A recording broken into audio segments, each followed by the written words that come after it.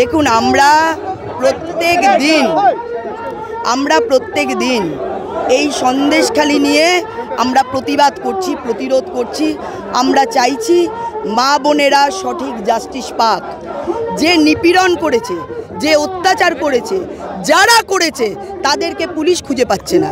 শাহজাহান শেখের নামে lookout notice জারি হওয়ার পরে এই মা বোনেরা বলার সাহস পেয়েছে যে এখন তো আর আমাদের ছেলে মেয়েদের উনি তুলে নিয়ে যেতে পারবে না, এখন তো আমার স্বামীকে মেরে ফেলতে পারবে না, এখন তো আমাদের ভয় দেখাতে পারবে না, কারণ তিনি এখানে নেই, তার বিরুদ্ধে লুকআউট নোটিশ জারি হয়েছে।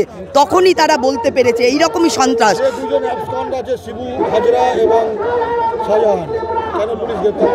পুলিশ গ্রেপ্তার করতে পারবে না, কারণ এই যে সুন্দর সুন্দর মহিলাদের যখন খুঁজতে বেরোতো শিবু হাজরা, গ্রামের প্রত্যেকটা মানুষ যখন জানে, পুলিশ তখন জানে না।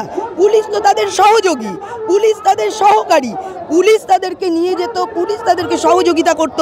পুলিশ তাদেরকে কি করে ধরতে পারে বলুন তো? তারা তো সহযোদ্ধা, এইসব কাজ করার জন্য পুলিশ তাদের সহযোদ্ধা, বন্ধু। নারায়ণ গোস্বামী বলেছে ক্ষতিপূরণ দেবে যাদের ক্ষতি হয়েছে তাদের।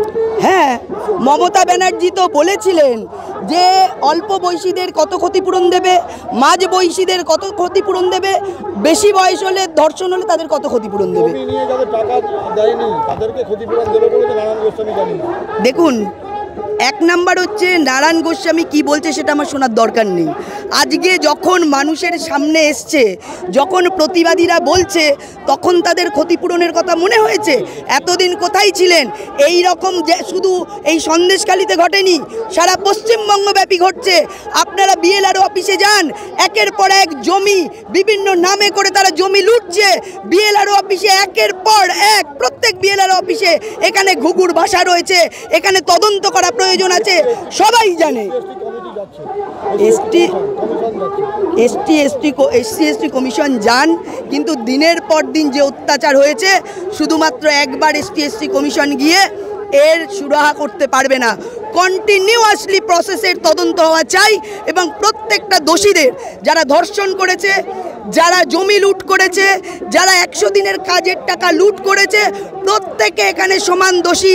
আর তাদের নেতৃত্বে শেখ শাহজাহান, শিবু হাজরা, উত্তম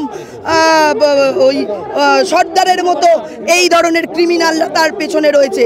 এদের প্রত্যেককে ধরতে হবে, শুধু এখানকার নয়, সারা পশ্চিমবঙ্গব্যাপী যে এরকম শেখ শাহজাহান লুকিয়ে রয়েছে, যারা প্রত্যেক দিন অত্যাচার করছে মেয়েদের ওপর, প্রত্যেক দিন অত্যাচার করছে গরিবদের ওপর, তাদেরকে ধরতে হবে।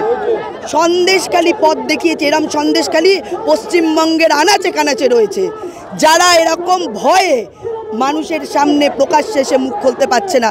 কারণ এক হচ্ছে মহিলাদের সম্ভ্রম, তাদের লজ্জা, দ্বিতীয় হচ্ছে এই অত্যাচার, যে যারা রয়েছে, যারা এরম লুটছে, তাদেরকে প্রত্যেক দিন তাদের সম্মানকে প্রত্যেক দিন ম্লান করে দিচ্ছে, ধুলোয় মিশিয়ে দিচ্ছে। তারা যদি বলে তাদের স্বামীদের মারা হবে, তাদের ছেলে মেয়েদের তুলে নেওয়া হবে, সেই ভয়ে তারা বলতে পারছে না।